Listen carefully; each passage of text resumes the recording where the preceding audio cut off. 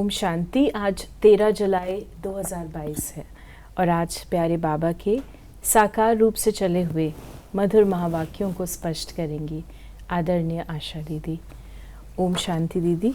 ओम शांति। बाबा ने कहा, मीठे बच्चे, इस शरीर का भान भूलते जाओ, अशरीरी बनने की मेहनत करो, क्योंकि अब घर चलना है।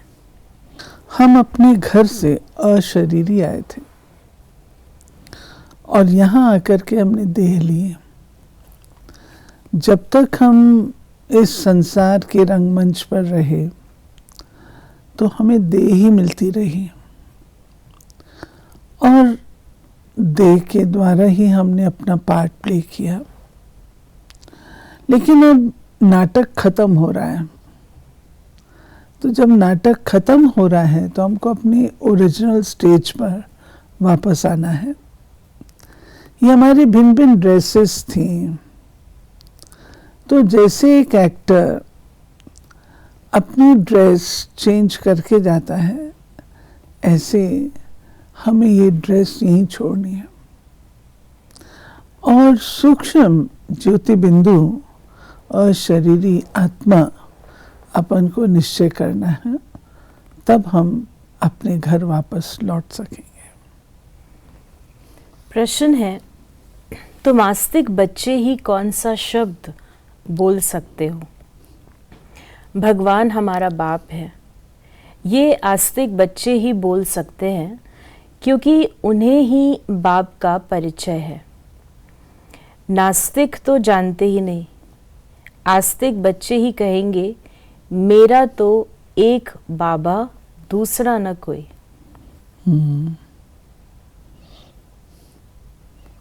आस्तिक बच्चों की निशानी है। आस्तिक की परिभाषा दुनिया में है जो भगवान को मानते हैं। अब ये शब्द है भगवान को मानते हैं, इसको अगर थोड़ा सा हम चेंज कर लें, भी भगवान की मानते हैं।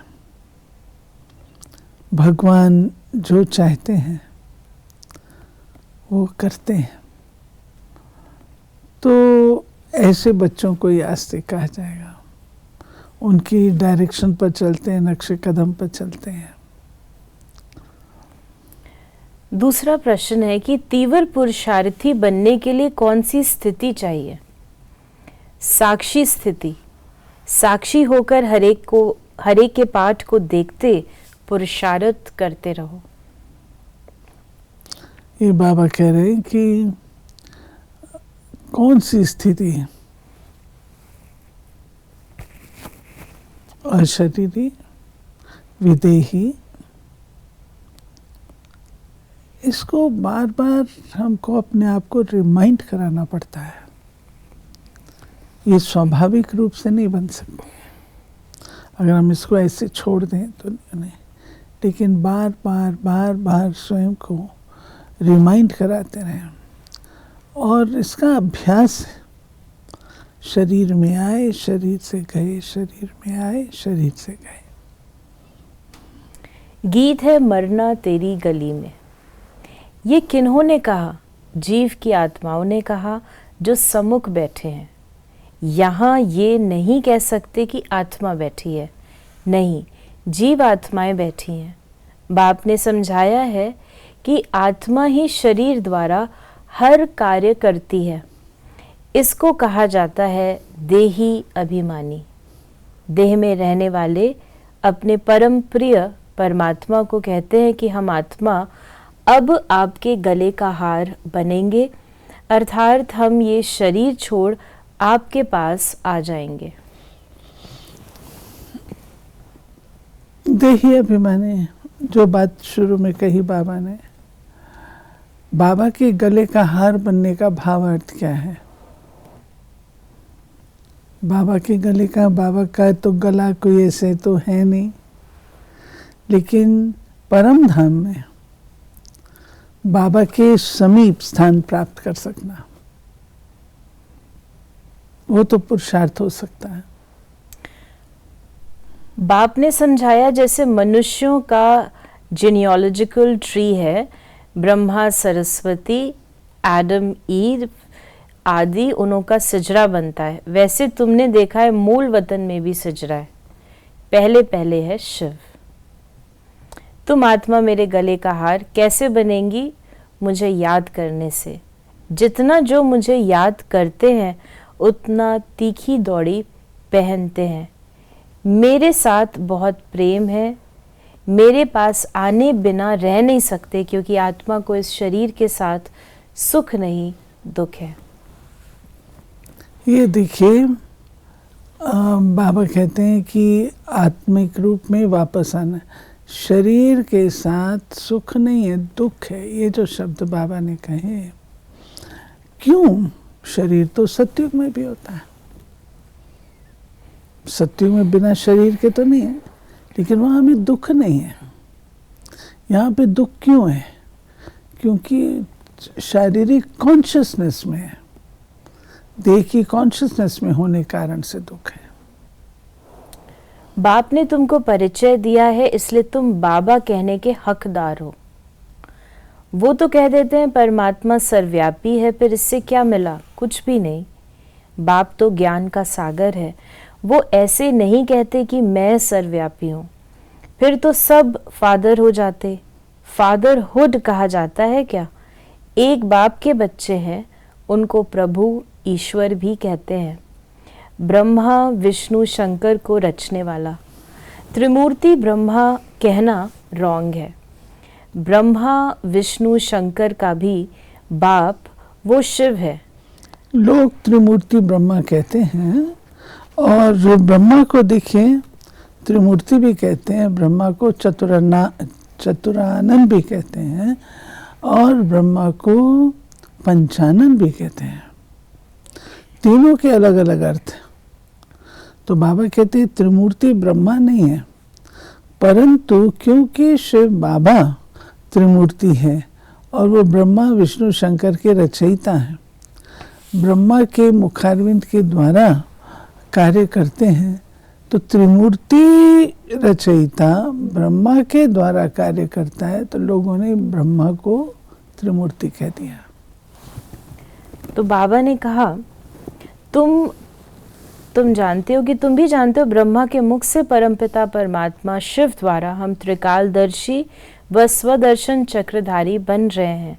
स्व अर्थात आत्मा का ज्ञान, आत्मा को ही स्वराज मिलता है। आत्मा अविनाशी है, शरीर विनाशी है। आत्मा ही अच्छे व बुरे सभी संस्कार धारण करती है। तुम जानते हो हम आत्मा अभी तमो प्रधान है। कहा जाता है पतित आत्मा व पावन आत्मा, शरीर का नाम नहीं लिया जाता। हाँ, पतित शरीर पावन शरीर नहीं कहते, पतित आत्मा, क्योंकि आत्मा में ही पाप और पुण्य होता है। आत्मा कहती है मेरा तो एक शिव बाबा, दूसरा न कोई। स्टूडेंट समझेंगे मेरा तो एक टीचर, तुम्हारा एक ही बाप शिक्षक है। सभी आत्माओं का कनेक्शन उस बाप शिक्षक से है। भल कोई ब्राह्मणी पढ़ाती है, परंतु वो भी मुझ बाप से ही पढ़ी हुई है। बाप कहते हैं तुम मुझे याद करो, न कि ब्राह्मणी को। अब तुम बच्चे मुझ बाप को जान गए हो, पहचान गए हो, अब तुम आस्तिक बन गए हो। जो नहीं जानते वो नास्तिक निधन के हैं। बाबा को जानना, पहचानना और उसकी मानना, उसको आस्तिक कहते हैं। बाप कहते हैं जैसे आत्मा स्टार मिसल है, वैसे मैं भी हूँ, परंतु मेरे में ज्ञान है, इसलिए मेरी महिमा है। सत्य चित आनंद स्वरूप, ज्ञान का सागर। चैतन्यता है तब तो ज्ञान सुनाते हैं, वो है चैतन्य बीज रूप। वो जड़ बीज तो कुछ सुना न सके, मनुष्य ही जानते हैं। जैसे बाप की बुद्धि में सारे मनुष्य सृष्टि का झाड़ है, वैसे तुम्हारी बुद्धि में है। कितना वैरायटी है, एक का भी फीचर न मिले दूसरे से। हर एक का फीचर अलग अलग है, हर एक का अपना अपना पार्ट है। ये अप्रिशिएट करने की बात है। इतनी करोड़ों आत्माएं, अरबों आत्माएं, एक का फीचर दूसरे से नहीं मिलता है।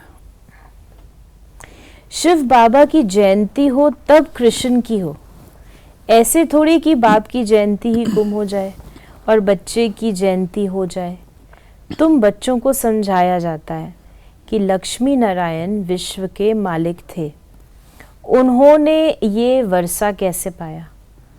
परम पिता परमात्मा से। परम पिता परमात्मा ही राजयोग सिखलाते हैं। कब?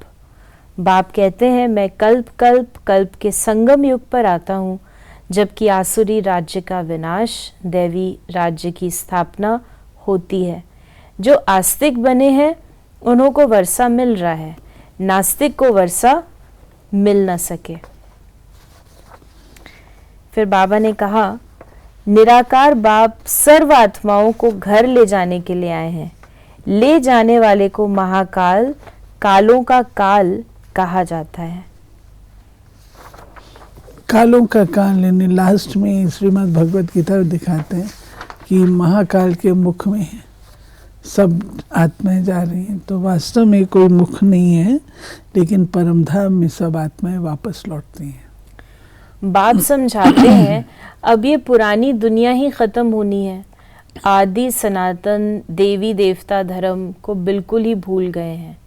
ये वही गीता एपिसोड चल रहा है। यादव कौरव भी बरोबर हैं।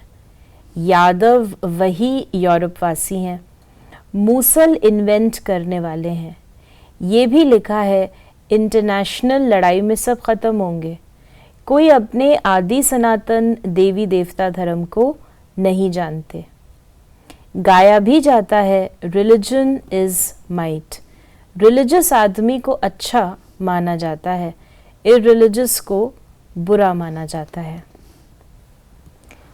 फिर बाबा ने ये जो बाबा ने कहा ना अच्छा और बुरा, ये कि धर्म की बात है। कोई धार्मिक व्यक्ति होता है तो उसके संस्कार भी अच्छे होंगे, और जो धर्म को नहीं मानता है तो उसके संस्कार भी थोड़े कड़े होंगे।